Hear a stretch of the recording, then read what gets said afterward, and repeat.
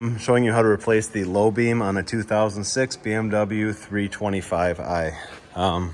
You need to get into the wheel well here. I'm doing it on a hoist, so I'm kind of cheating. If you're doing this at home, you can try turning your wheel to the right if you're doing the left, and to the left if you're doing the left, to the right if you're doing the right. Make it a little bit easier to open this up. But right in here, these little fasteners, you just turn them about a half a turn, pull this shield right out.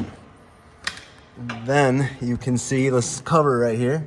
This is the cover where your low beam's gonna be. Spring clip up top, you push up with your fingers, and then you pull the top outwards, and lift it right up and pull it out like that. Once that's out of the way, you can see your bulb. It's my lighting is terrible, sorry. It's a H7. Pull the plug off. The plug just pulls straight off the back of the bulb. So you can pull that off. Sometimes they kind of corrode into place a little bit, so you have to wiggle it around.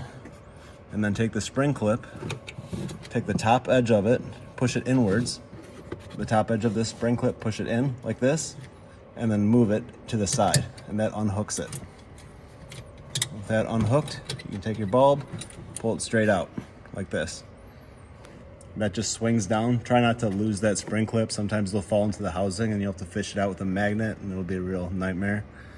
But yeah, so take your new bulb, stick it in the same way, this little tab facing upwards, swing the little spring clip over and latch it onto the hook, plug it in, put your cover back on, and reverse procedure.